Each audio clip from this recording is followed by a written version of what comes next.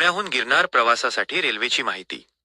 पुण्याहून गिरनारला जवळचे स्टेशन जुनागड जाण्यासाठी आणि परत येण्यासाठी रेल्वे गाड्यांची माहिती खालीलप्रमाणे आहे।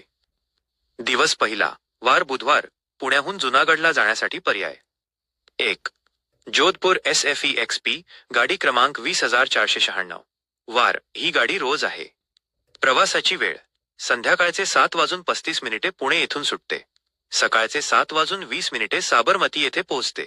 या गाडीचे तिकीट खर्च अंदाजित स्लीपर कोच SL 400 रुपये, 3 AC 3A 1040 रुपये, 2 AC 2A 1460 रुपये।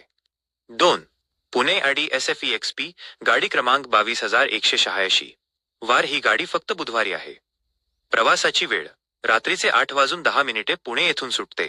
सकाळचे 7:30 अहमदाबाद येथे पोहोचते।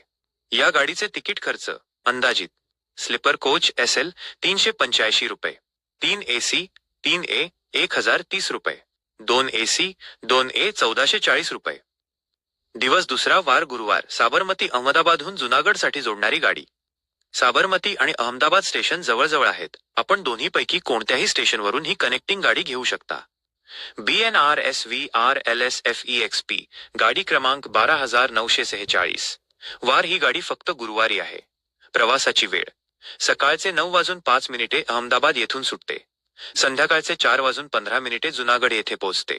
या गाडीचे तिकीट खर्च अंदाजित स्लीपर कोच SL 275 रुपये, 3 AC 3A 700 रुपये, 2 AC 2A 970 रुपये, 1 AC 1A 1615 रुपये।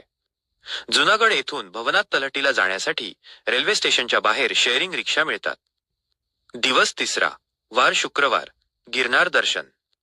भवनाथ तलहटीला पोहोचल्यानंतर दुसऱ्या दिवशी गुरुदत्त शिखरवर दर्शनासाठी पायऱ्यांनी किंवा रोपवेने जा। दिवस चौथा, वार शनिवार, जुनागडहून पुण्याला परत येण्यासाठी पर्याय। वेरवल पुणे EXP, गाडी क्रमांक 11087। वार, ही गाडी फक्त शनिवारी आहे।